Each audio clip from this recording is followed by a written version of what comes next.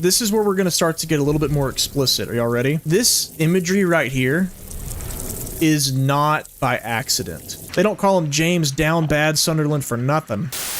Let's take a look at this guy. Heels, women's underwear, no arms, spews, vomits, acid. Again, all of this is up to fan interpretation. The game never is like, this is why this monster looks like this. They're called the lying figures, which, again, I've always thought was such a stupid name, but that's what they're called. These are the embodiment of, in my interpretation, how James viewed Mary during her sickness. So there's feminine characteristics. She's trapped. Maybe she even made him feel confined, and she literally spews vomit. So that could be part of the illness. Or you could take that as Mary was not very nice to him during her times of sickness and weakness, and she could have, you know, insulted him or said mean things to him, hurtful things, and that is embodied as acidic vomit coming from these guys. Anytime we see a stinky, think of it as James's hurtful but repressed view of his wife while she was ill.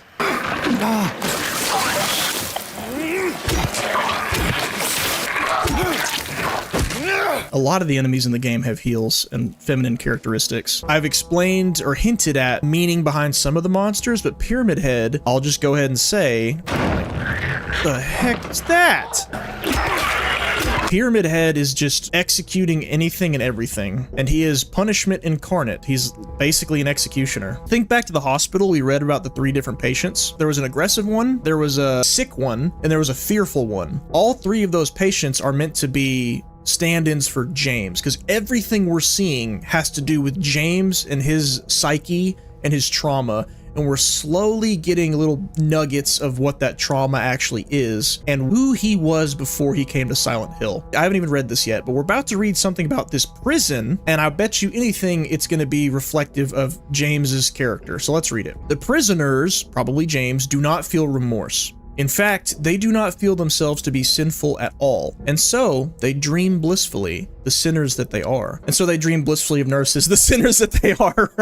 So James dreams blissfully of nurses beating him and choking him. So for whatever's happened to James prior to coming to Silent Hill, at least part of him does not feel remorse, which is conflicting with Pyramid Head's character. So does Silent Hill decide that James needs punishment, or is part of James seeking punishment, and that's why Pyramid Head became incarnate?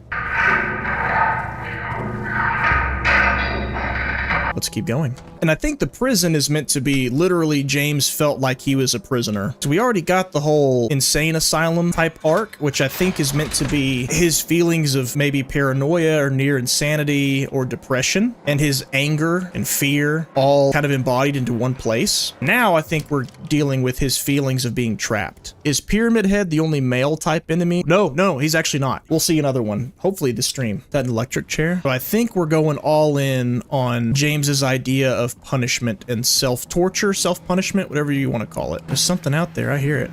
There it is. Is that a mannequin walking on all fours? We haven't seen that before. Is it gone now?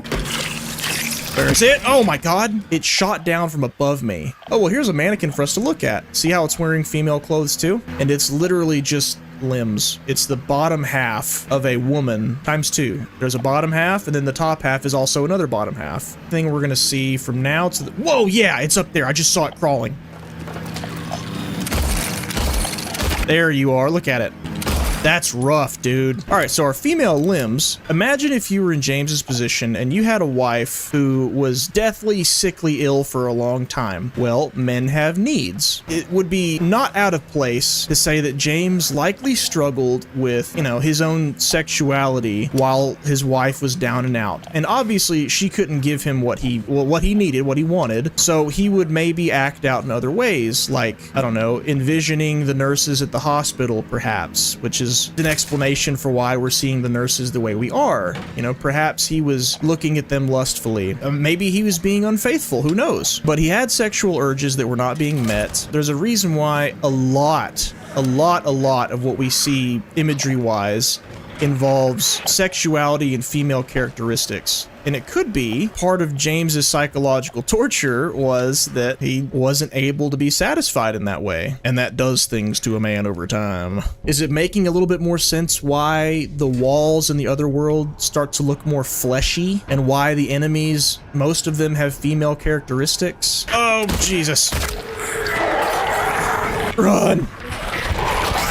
map. Not the map. Go, James. During the execution, the prisoner, assumed to have been disabled, simply stood up and approached the chair without any assistance. Oh, yeah. That's what I'm talking about. If they thought he was disabled, why was he on death row? I think the idea is that inmate had basically just given up, and so he was happy to pretend to be disabled, and then when it came time for his execution, he willingly walked straight into it like he wanted it. So I think, again, we're kind of falling back to someone who wants to be punished, someone who's given up on life. When it comes time for him to pay the piper, he doesn't even fight it. Where'd you go, you little weasel? He's a speeder. Ah! Yeah, see, this is my point. It's like the foil to guilt is punishment. And here they are literally executioners. I mean, sorry to get a little intense, but this is an intense game. Let's be adults. I think the mannequins being a bottom half of a female are supposed to represent, in his sex-deprived, lustful mind, made up of the most useful parts of a woman. I don't know. Maybe chalk it up to... Ollie didn't like that. That's the sound of the Reddit boards screaming at me that I'm wrong. In that same line of thinking, Maria's point should become very obvious. She is a caricature of Mary. Like, she looks and sounds just like his wife, except she's overly flirtatious with him and clearly wants him. So Maria is like what James has wanted for years and not gotten. I wasn't totally against hanging out with Maria there for a bit, because, you know, who says our boy can't have a happy ending? They don't call him James Down Bad Sunderland for nothing. Then again, she's not real. She is, but she's not. She's as real as anything else here in Silent Hill. Well, actually, even that's ambiguous. Because you got the dream state theory, you got the alternate dimension theory, you got the everything here is real and physically here theory. Whoa. Aha! In the first 4 Silent Hill games, it's very ambiguous as to what's real, what's not. Where does Silent Hill exist? Is it on the edge of reality? Is it within reality? Is it all a dream? And then Silent Hill Origins says, screw that, ambiguity sucks, it's an alternate dimension. So as I've said before, I ignore that, because I don't think that's interesting. The less we know, the better. Well, there's the Flesh Lips monster we haven't discussed, the one that Laura locked us in the room with. It's not really a coincidence to me that Laura locked James in the room after insulting him, calling him a fart face, all this stupid stuff, and then we fight a monster that is literally just a big, violent, aggressive mouth. But I don't think a couple insults from a little girl is enough for Silent Hill to throw a mouth monster at you. I think it might have been symbolic of how his relationship with Mary was during her last days. You know, maybe Mary wasn't very nice to him. Haunted by emotions he didn't realize he has as well, I bet, or emotions he tried to block at the back of his head, and now it's all coming out in Silent Hill. Oh yeah, Silent Hill does not play when it comes to pulling out the worst parts of you and showing them to you. It's like a mirror to the soul, basically. You can't cheat Silent Hill, you can't lie to it. I can't see Jack Diddley in here. Yeah, I can't see anything. God, the little scuttling around the bars when it's not really in the room with you is enough to drive anyone into seeing busty nurses and women's bottom halves as monsters. He's coming, I know he is. The bars, the walls, they can't hold him. He'll get in, let him come. I think we're still talking about the inner desire to be punished for what you've done. Think of these things as thematic and not literal. Like, were there really 3 patients in the Silent Hill hospital that we need to follow their story about? No, I don't think so. I don't trust that for a second. Absolutely not. Whoa, whoa, not in the mood. I'm not in the mood! Leave me alone. What? Ooh. Ooh. That thing's caked up. Oh, it's not dead!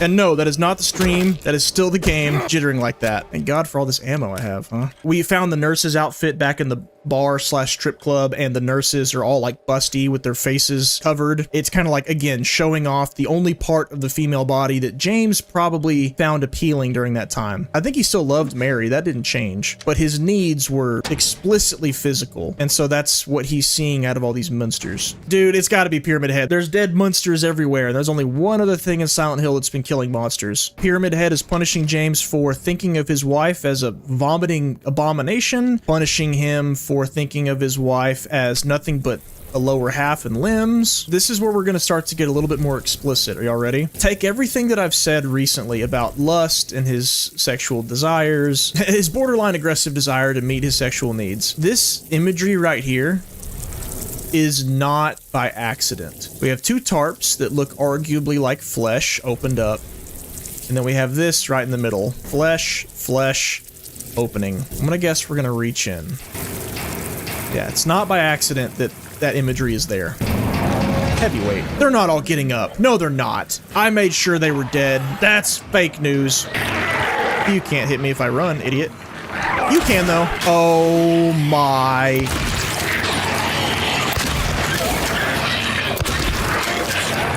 No! The residents here sure are evil. Look at all these photos. What are they supposed to be? 23. Yeah, I don't think there's 23 letters on here. 19, 20, 21. Well, if you count the spaces, it's exactly 23, so that's a D. Maybe... Good lord. Maybe they do spell out something. We gonna go the old dead space trick where it spells out the ending with all the photos or something? Hello, bug boy. The roaches, like I said last stream, they don't mean jack. They're just imagery in Silent Hill that's been around since Alessa. She had a fixation with bugs, and so there's been bugs in Silent Hill ever since. That's Silent Hill 1, which has very little connective tissue to this game. It can be enjoyed on its own. What the heck was that? I think that was the most stomach-churning sound I've heard in this game so far. It was someone beating on the stall and gasping in a panic.